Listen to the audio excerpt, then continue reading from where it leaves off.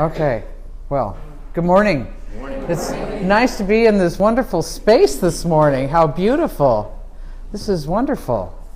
And it's wonderful to see all of you this morning. So, on Saturdays, on most Saturdays when I'm in town, and I've had a lot of traveling this year, so it's been off and on. But I drive up to Evanston to Avatamsaka to study with Trisha Teeter and the Sangha there. And we've been working on the 39th chapter of the Avatamsaka Sutra, or the Flower Garland Sutra, as it's called. And so the Sangha is not working with the actual sutra itself. What we're using is this, it's called the guide, entry into the, it's called the guide, or it's the commentary on the entry into the realm of reality. And it was written by Li Tongzhuan in the 6th century. And though I don't have the book, what I can show you is what the cover looks like anyway. This would be the cover of Entry into the Realm of Reality, the Guide. And that's actually bigger than the book is. The book is, yay big, and it's fairly thin too. But anyway, the entire sutra, we're not talking about small when we're talking about the sutra. The entire sutra is available on Amazon for a mere $125. But I was able to find it and download the PDF for free. And then what I did was I printed the 39th chapter so that I could, look at pieces of that, especially when I was working on this. Because it gives more detail. Obviously, it's the original sutra than what the guide, the commentary, provides.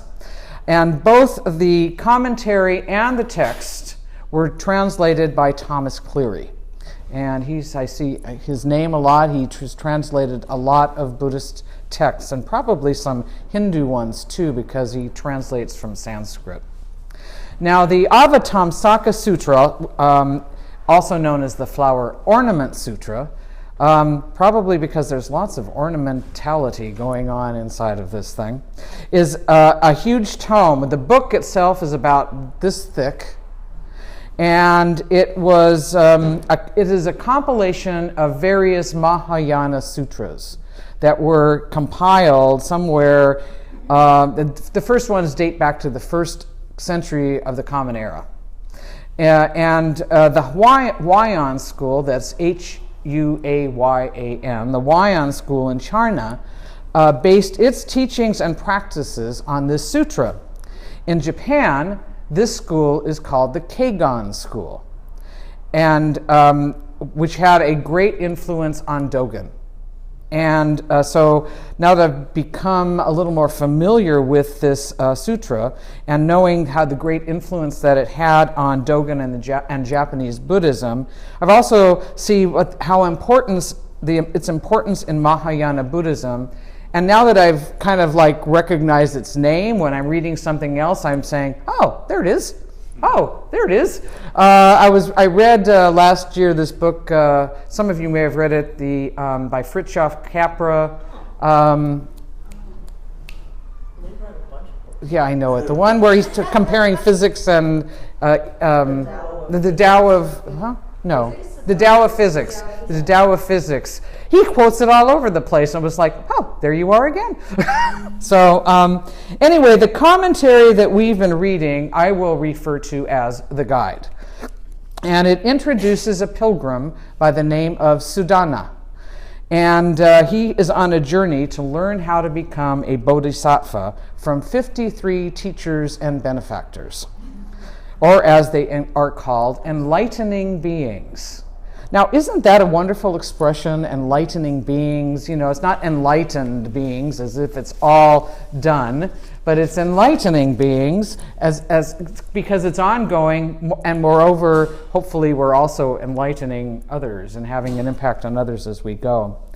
Now, these beings, these 53 beings, are arranged in 10 abodes, 10 practices, 10 dedications, 10 stages, 10 steps. Well, actually 10 steps of the 11th stage, because there's not only 10 stages, there's 11 stages, and the 11th stage has got 10 steps. And then there are 3 principles. And the last of these principles is the Bodhisattva Samantabhadra. And sometimes in chants, we chant his names, and in a number of places where you see statues of the Buddha, there are Samantabhadra is always included among the three. The other is Manjushri, and I think the other one is Amita or Shakyamuni. I'm not positive on that. I should have looked it up, but anyway. In this last chapter where we meet Samantabhadra, this is where we find the 10 great vows of Samantabhadra. And these vows, which some refer to as the 40th chapter, you can actually get a little book that's called the 40th chapter of this sutra. They represent the quintessence of this sutra and are the basis of Mahayana practice. And as it's an early Mahayana text, it teaches that there is a space for all people, and rather than just for the monastics, which followers of the Hinayana path at the time seem to imply. And that may not have been what the Buddha implied, but things, as we go through history, things shift, and so this is what was really taught by this. And in fact, we'll see that many of these teachers and that Sudana meets are not ordained. They're lay folk. And so here are the 10 vows. These are the 10 vows of Samantabhadra Bodhisattva. To venerate, pay homage and respect to all Buddhas. To give praise to the infinite number of Buddhas throughout the 3 times. To make offerings to Buddhas. The most meaningful offering is to practice the teachings so as to benefit oneself and others. To repent and reform all karmic hindrance accumulated from our thoughts, words, or action. To rejoice in the merits and virtues of others and to cultivate such virtue. To pray that the Dharma will always be taught. To petition that the Buddhas remain in the world to benefit more people. To always follow the Dharma in order to attain enlightenment. To live harmoniously with and benefit all living beings, which includes this piece that I've read in a prayer, and I don't know if it was in something from Nagarjuna or The Way of the Bodhisattva by Shantideva, but it was, I will be a good doctor for the sick and suffering. I will lead those who have lost their way to the right road. I will be a bright light for those in the dark night and cause the poor and destitute to uncover hidden treasures. I will serve them all equally without difference. The Bodhisattva impartially benefits all living beings in this manner. So it's about sharing who we are and our lives with all beings, not just the ones we kind of agree with sometimes. To share one's accumulating merits and virtues with all living beings to help them all gain enlightenment. Now, as Cleary puts it in his introduction of the guide, he says, quite out of keeping with the modern myth that the inner circle of living Buddhism was traditionally a male monkish elite, the story of Sudana represents a small minority of teachers, of the 53 that are monks, and nearly half of them are female. 21 of the 53 are women, or female. Anyway, now perhaps Cleary is correct. Perhaps the practitioners of the 3rd and 4th century were more egalitarian in their views about who could be enlightened, or maybe this is about the ideal. But perhaps they didn't exhibit clericalism or misogyny, at least not compared to their Hinayana cousins, but I kind of doubt it, especially as we understand clericalism and misogyny today. You see, it wasn't long into the reading of the text when a misogynistic piece just kind of leaped out at me from the page. Now, Sudana had just arrived at the 7th abode, where we meet the first female teacher, Asha. Now, Asha was a lay devotee, and it reads, being greatly compassionate yet unaffected, Asha was a lay devotee. Being of gentle and of goodwill, she appeared as a woman, though she was not conscious of being a woman. Really, I thought. Immediately. I thought, up to now, all through the first 6 abodes, I haven't read that any of the male benefactors were unconscious of being male. As is true today, maleness, it was taken for granted, much as is whiteness and heterosexuality, especially when the story is being told by a man. So, of course, there is no difference between woman and man through the view of Buddha's eyes, through the eyes of enlightenment. Yet our conditioned eyes, our culturalized eyes, must also be acknowledged if we are to treat all living beings with respect. We need right view to take right action. So since Suddhana was in the conditioned maleness of his culture, certainly he saw Asha's features to be ineffably beautiful. Well, actually, they weren't quite so ineffable since he was able to spend lots of words describing them. But because the text goes on into great detail here, and not only did Suddhana notice her physical beauty, but also her service to life, and the countless practices of knowledge and compassion. It was all of her attributes, reasonably so, that made Asha beautiful. And one could say that the inner attributes of beauty were the ones that represented her true beauty, her truest beauty. Upon my reaction, Tricia, the teacher, invited me, threw down the gauntlet perhaps, invited me to take a deeper look and rewrite the story, because she could tell I'd been stung. To rewrite the story of Asha, and I have that here with me, and I'll share it with you at the end. In order to do this, I didn't just read the guide as we were working on, but I also read the section of the Sutra that I had downloaded that talked about Asha and the seventh abode. And so I worked on that and put it aside, shared it, put it aside. It wasn't until very recently, when I was coming back to this and was preparing for this talk, that I realized that I had missed something in the text. So as many, and it was something kind of like important. And so as many things do in life, this kind of went differently than I had originally planned. So as I mentioned, in the original text, there's great detail of the beauty of the park, this abode, this place where Asha lived.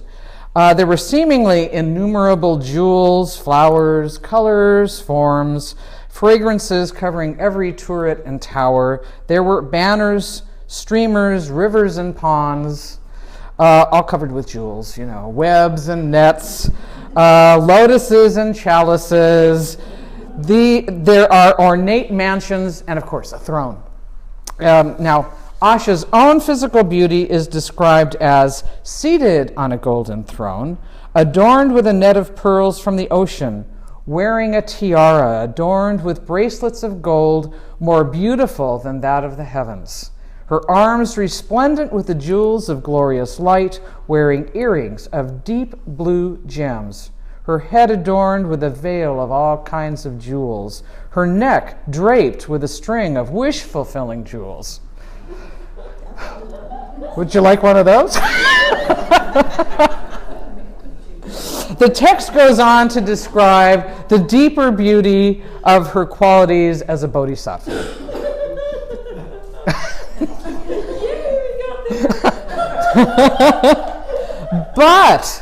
But there is no mention in the text of the sutra of Asha not being aware of being a woman. Not one.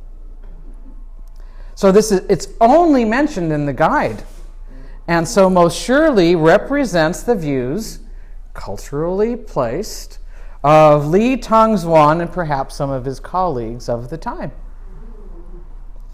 So at this, I'm reminded of my own Christian tradition and how the gospel texts present Jesus as one who included women among his close and most trusted disciples, and how the later church fathers found ways to exclude women.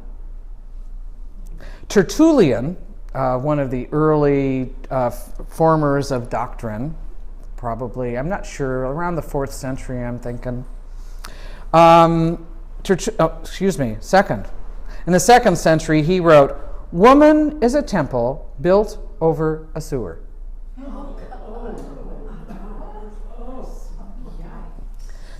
Now, remind me at the end to come back to this, because I have something to say about that in duality. But anyway.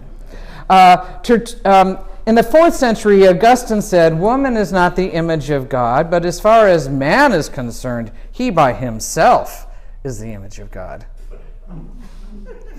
And it doesn't get any better when we get to my great Dominican theologian brothers, Albert the Great and Thomas Aquinas, but I'll spare you.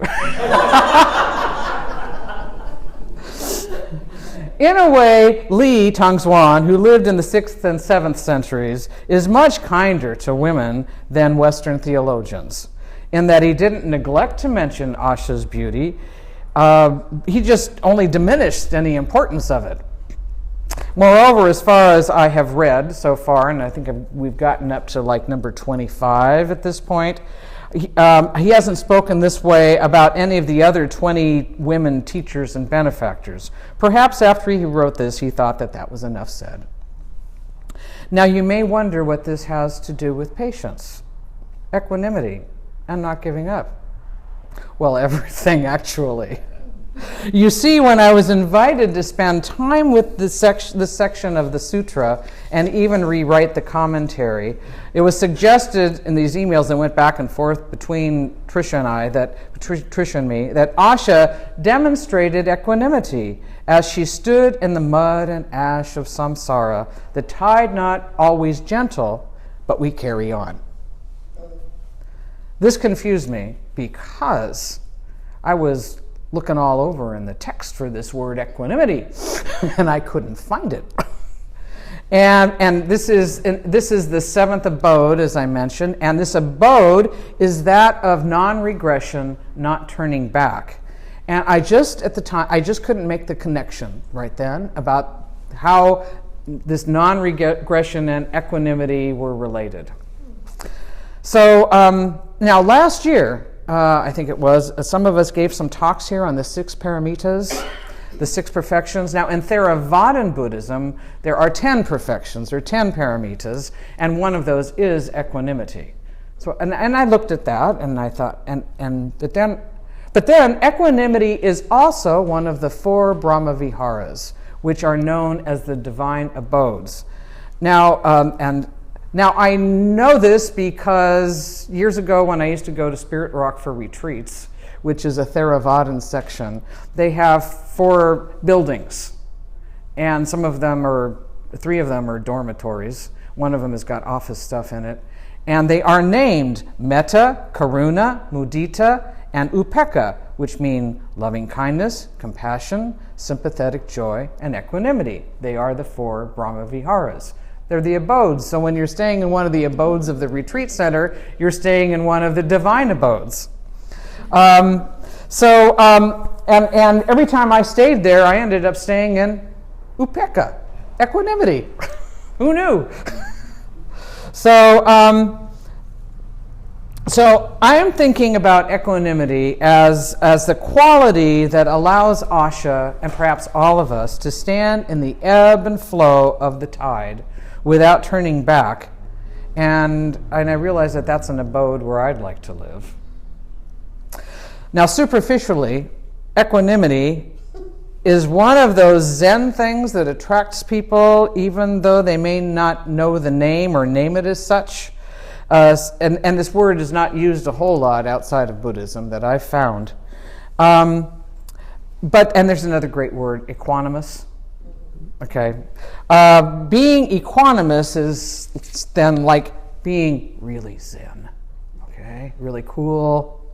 Like nothing ruffles you, nothing bothers you. And it's like the bird in this video I have show and tell. I found this great video. I'm going to turn it this way.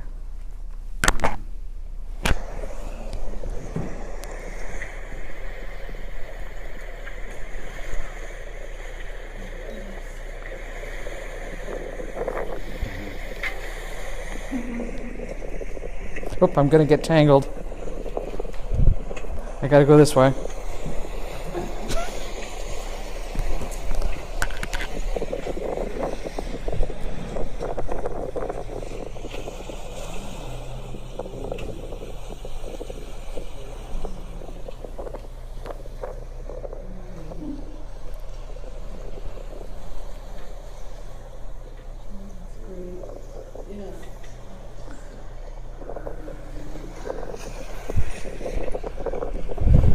Okay, so I want to be like this when I grow up.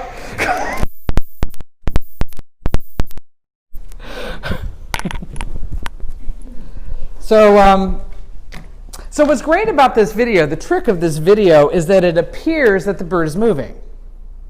Because when you hold the video like this, the bird is going like this. But in fact, the bird is keeping herself perpendicular to the horizon. Because it seems, and when you look at the video, the boat is not in motion, but it's because the camera is mounted to the boat. And because the horizon is mostly hidden from our view by that sail that's behind it, you don't see how the boat is pitching about. Every now and then you get a glimpse of it, and it is really pitching. And so and I also have to mention something that I just noticed about this video today. The bird has its feet like this on a flat surface. It is not gripping. There's another metaphor for you.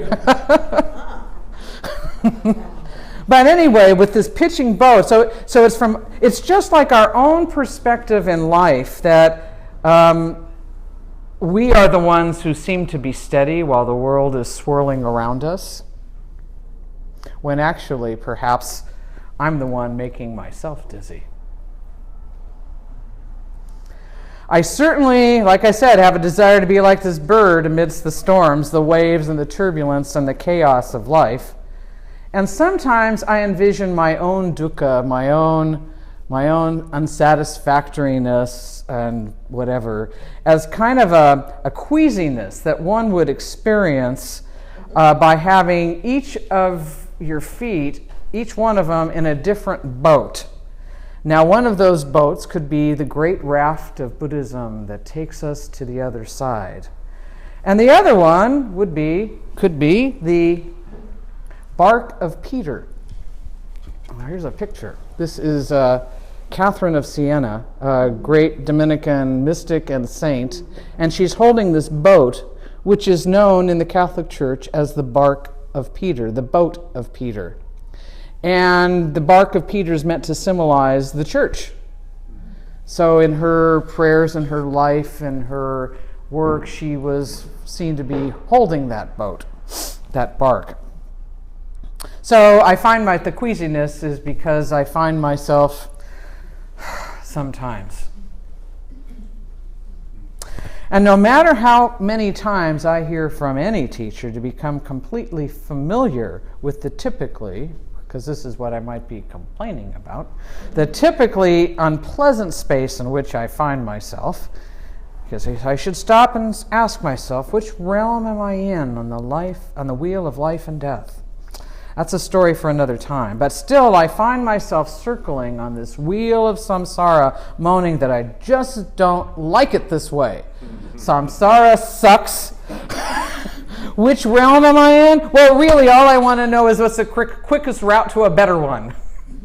So, as I was thinking about all of this, I remembered the words of Sylvia Boorstein. I'm learning not to understand my life, but to stand my life. And I just lost my place. And then the words of the poet Rilke popped up to me in an email the other day. Let everything happen to you, beauty and terror. Just keep going. No feeling is final. Rilke. And clearly, no teaching, no learning is final because I keep on running into the same lesson over and over. It's not just that the teachings are repeated, so are the triggers. They might be wearing a disguise, but when I look deeply enough, they're the same triggers. So back to Asha. As I said, the seventh abode that she represents and what I was having difficulty in meshing with equanimity is that of no regression, not giving up, not turning back. And went back and looked at this and thought about it. I thought, this is what it's all about. This is what's golden, not giving up. Patience is not giving up. It's not giving in to exasperation and quitting on yourself or someone else when we get annoyingly repetitious or just don't get it. Equanimity is not giving up. It's standing in the storm as well as in the calm. It's holding the uncomfortable and unpleasant feelings that I would just like to escape from or push away. And who or what would I ever give up on? Did I mention triggers? Well, first of all, there are all those church fathers like Tertullian and Augustine who taught such poisonous things about women. And there are all the bishops and popes who have followed them. And if we want to talk about ubiquitous, patriarchy and misogyny certainly are. Then, of course, I'm tempted to discard anything they ever taught because for me, they are just not credible. The problem is, misogynistic texts and teachings abound in all religions. This is not solely the abode of Christianity. I ran into it when my teacher, Paula, asked me to study the Lotus Sutra. Here I read that a woman surely could become enlightened, but she must be transformed into a man first. And now we have this commentary of the Avatamsaka Sutra, which insinuates that a woman need not become a man, but she must not notice her own femininity. Moreover, in an essay that I read while looking at the Lotus Sutra, an essay from the readings of the Lotus Sutra, I read that when the Buddha finally allowed women to become nuns, he said that the presence of women on the monastic community is like mildew on a field of rice or rust on a sugarcane plant. But again, I want to come back to this at the end. I don't want to... And I thought that when I was looking at this, that actually makes Pope Francis's remark about female theologians as strawberries on the cake sound good. We kind of reacted to the nuns kind of reacted to that one. So when I went back and looked at the part of my journal when I was studying the Lotus Sutra and found, so how do I approach these teachings and those of my own church and find the good and resist the reaction to jettison the whole of it? And I would add to that, and then I found a question that I'd been asked, how do you live in the area of tension and relax without grasping? Remember that bird? And I would add to that, without giving up, avoiding, or jumping ship, either one of those two boats that my feet are in. Now, in March, when I was in New York attending the Commission on the Status of Women at the UN, I went to a couple of sessions that addressed both the obstructionist policies of the Vatican towards women's needs and rights globally, and the bishop's record on sexual abuse. Now, anger had already started to rise in me that morning when I was on the train and I read a morning news article about a bishop opposing a bill that would ban conversion therapy. So by the time I completed these 2 sessions, it was a raging fire. Now, fortunately, I had the gift of time, which included about a 20-minute brisk walk to the train station, which kind of took physically it took the edge off of the anger. And then there was the hour-long train ride back up to Ossining, New York. And I put in my earbuds, and so I had some soft instrumental music playing in my ears, and so I was able to sink in to my anger and both discover and be with the deep sadness that was there. That was what I found when the anger dissipated, when I deeply touched it and sat with it. And I found some healing at that moment. And it's not lost on me that Asha, this benefactor, is, besides being the boat of not turning back, she's known as the healer. The text says, those who came to her affected with various sicknesses, covered by obstructions caused by actions, had their sicknesses alleviated when they saw Asha, which brings me to the thought that sometimes beauty heals. And when I wrote that, because it's in the text that I rewrote, sometimes beauty heals, I recalled a Sunday. It was during an August, because they're only blooming there then. It was a Sunday that something was going on in the news, and it was just like there was a cacophony of voices, and I just wanted to go someplace where it was pretty and where I didn't have to listen to anybody. And I walked into the space where at the Botanic Gardens. Did I say that? The Chicago Botanic Gardens, because I love to go to the Morton Arboretum too, but this was the right place this morning. So I walked into the place where the water lilies and the lotuses are, and all of these pools, and it was if all of these lily pads, water lilies, lotuses reached out to me. I don't know how to, the light was different. I mean, I was gazing at the lotus, that the lotus was gazing at me. So I was awash in their beauty, and it restored my spirits. And here's a photo of one of the lotuses. Can't capture. It cannot capture the moment.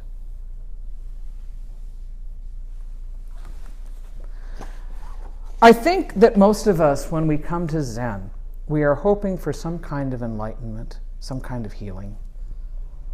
Maybe for some, enlightenment comes when the Zen master gives the students some auspicious words, a turning word.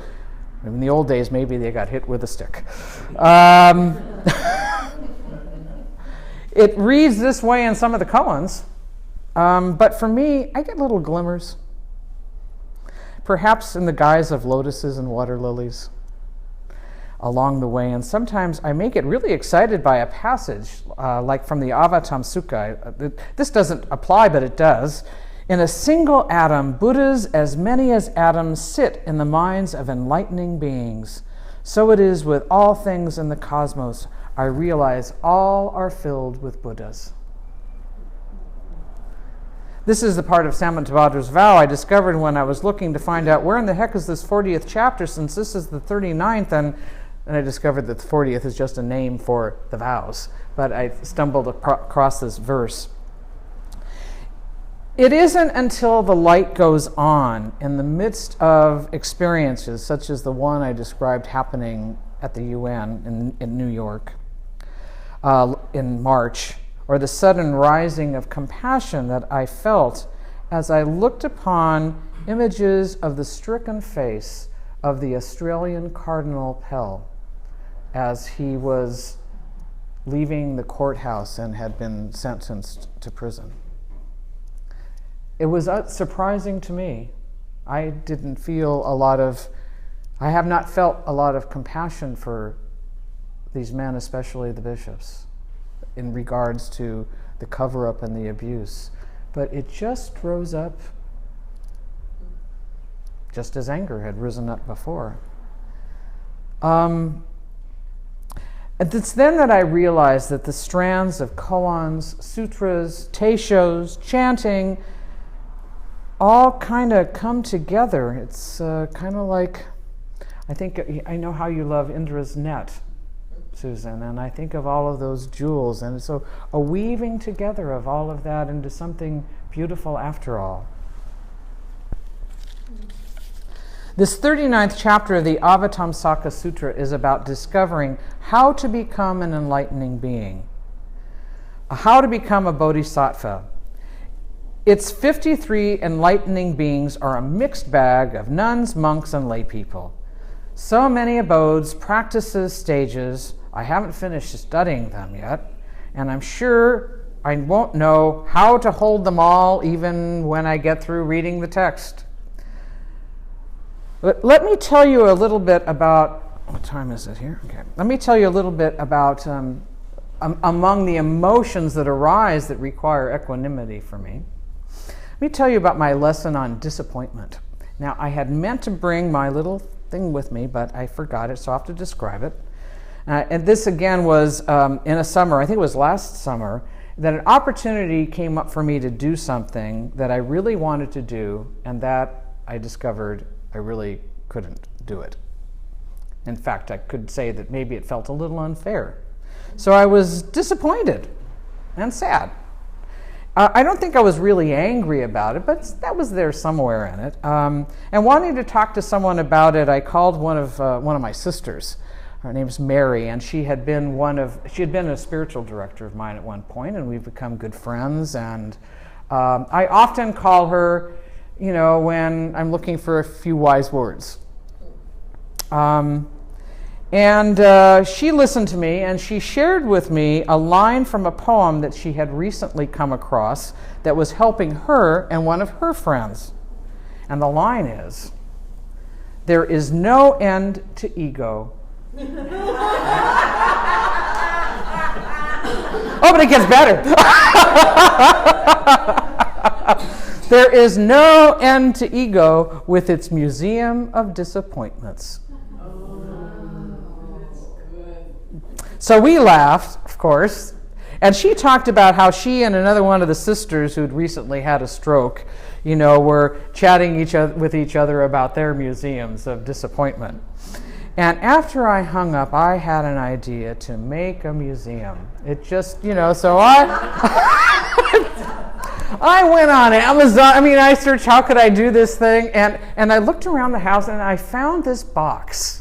And it was like one of those where you put files in, but it was a box this big, and it had 2 drawers in it, and it was black. And I thought, this is perfect. So I spent time, I made a zabuton, I made a zafu, I made pictures and I framed them. All the pictures are like this big. They're all on the wall of things that I decided reminded me of represented some disappointments in my life. Okay, and then in the bottom drawer, I threw a few more. I threw a few frames, and I shredded paper. So the bottom drawer is just full of shredded paper. Okay, because it's all there. And life is full of disappointments. So what I now say to myself when something disappoints me and when I've realized that that's what I'm working with, a disappointment.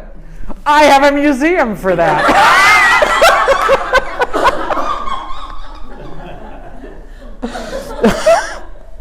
It's much the same as we went in Zazen. Notice emotions and stay with them. Not running away, but letting them to be.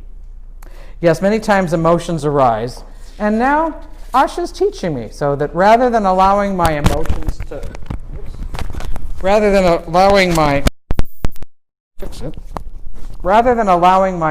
to pilot my boat or boats, I'll face the anger and sadness so that I can, like Asha, arrive at the state of sorrowless well-being.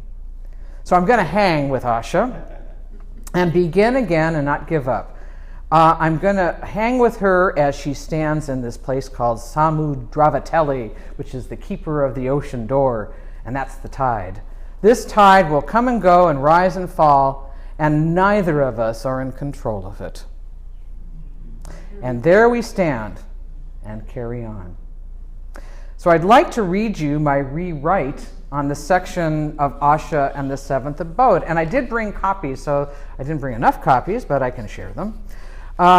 So before Cleary translates the guide, he starts off with an introduction, and part of this explains what is in each of the abodes, practices, dedications, stages, and principles.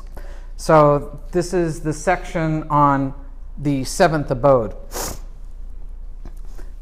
Not his, but this is the rewrite. The seventh abode is that of non-regression, not giving up, not turning back.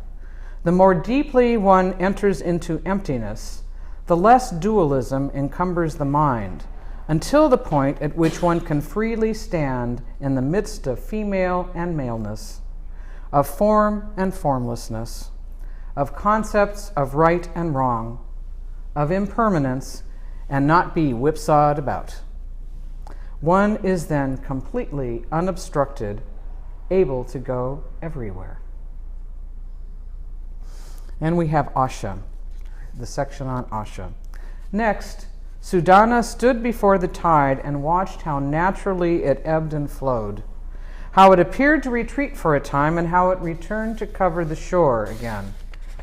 The seabirds rejoiced when they could poke about in the sand for dinner, and the sand crabs relaxed when the waves returned to cover them. There, as he saw Asha in the midst of the tides retreating and advancing, Sudana realized the abode of no regression, of standing in the midst of the changing tide and not retreating. Samudravateli, whose name means keeper of the ocean door, is the tide, regulates the tide, keeps the tide on its timely course. And so all sentient beings are evolved in their appropriate time. Asha lived in a place that was called Samantavuya, which means there is no place that was without adornments, or as the guide puts it, ubiquitous adornment.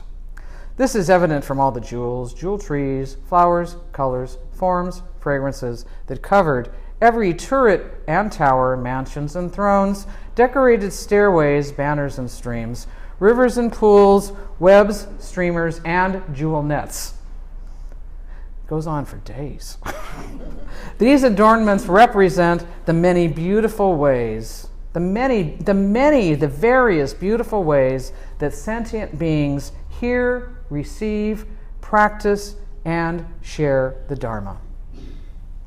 Asha, a gentlewoman of goodwill, had arrived at the point of enlightenment such that designations like woman or man were meaningless.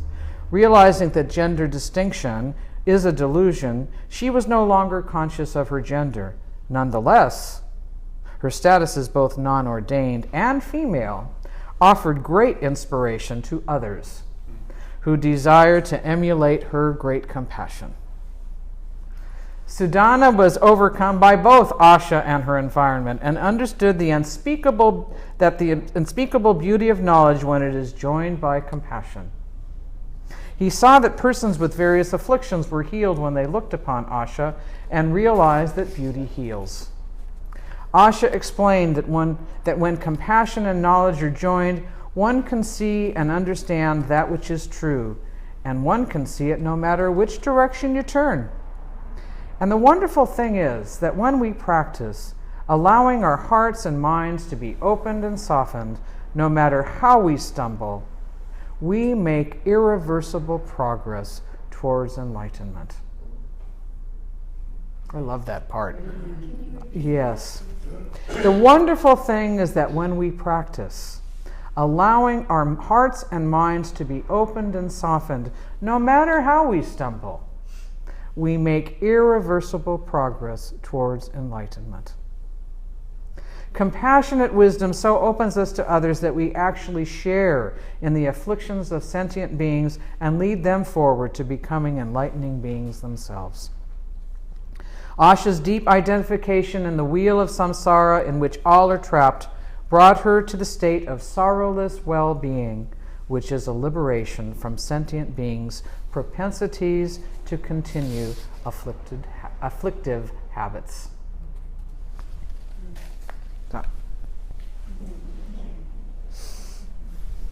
So I did want to say something about, I want to go back to both the remark, what Tertullian had said and what we read about what the Buddha said about fungus and on the rice and the rust on the, this didn't come to me, somebody said something to me recently, and so this thought, we don't know what the Buddha meant. Number one, we don't exactly know how he wrote, when he wrote, what he, any of those things. However, I think that this could be, that I just looked it up the other day again, and it seems like in some place it makes reference to, if you invite the girls to come, the Sangha won't last as long because of rust. Because, rust, fungus, all of these things kind of have a way of breaking things down.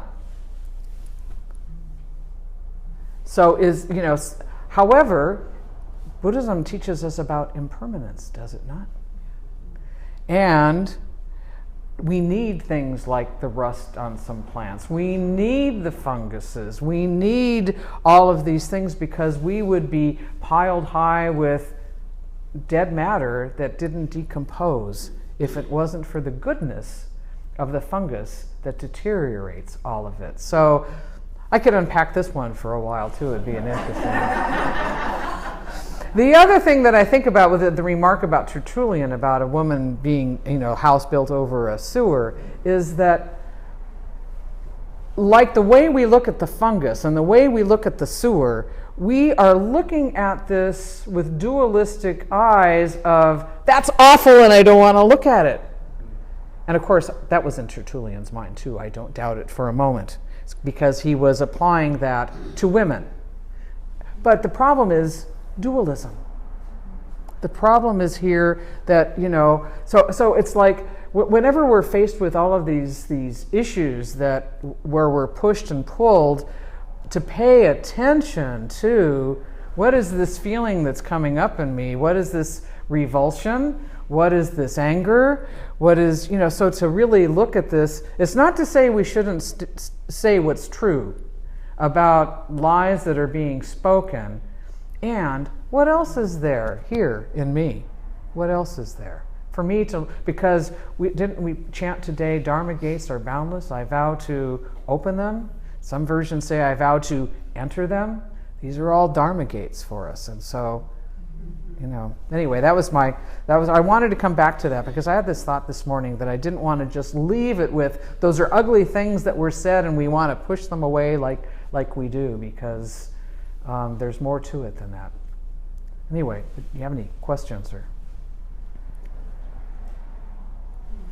Can you clarify what conversion therapy is? Oh, conversion therapy is therapy to change someone who is gay, to change them to being straight, which is very violent. And yes. What is the temple built over the sewer thing? The house built. That's this church father compared women to. He compared women to. It was very misogynistic. It was, a woman is a house built over a sewer. Yeah, okay. I just don't know the context of yeah. it. All well, I actually have sewers. Well, I think in Rome they did have sewers. In Rome they had sewers in those days. It was the 2nd century because the Romans were quite. They had quite a system that somehow along the way somewhere got lost, I think. But, yeah. Yes. This is perhaps facetious because the original quote by Pope Francis about the strawberries on the cake, but my reinterpretation is that the strawberries on top of the cake mean they are the healthiest part of the cake. Okay. Good one. Yeah, I think that how can we create things is always great. Yes, yes. Yeah, and I had the thought the house over the sewer is like the bird. The bird is standing over all the chaos of the ocean or the water and everything. Okay. And it's like the house, the solid, safe place, is over all the ugly, dirty stuff wonderful. That we all have. Wonderful. Yeah, we all have. That's wonderful. That's wonderful. And thank you for that, because I think that's why it's so valuable to take a look at how do we react to things. And even when we share things, we start hearing how others hear and see and interpret things differently. And it can really shift us, because otherwise what happens is we start building the story. Yeah. Yes, Susan. Yeah, that sewer is the mud from which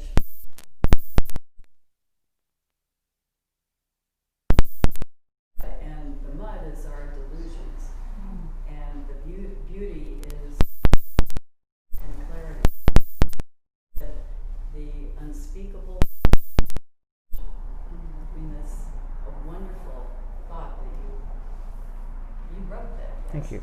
Yes, which is wonderful. And knowledge, the beauty of knowledge is a big deal in Genesis.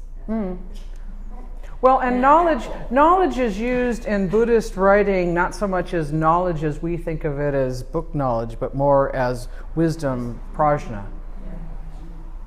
And so was that apple, and I'm asking you, what about that apple and that tree and that circle? Oh, I like to think about, I've had given some thought to that, because that guy Augustine that I quoted, he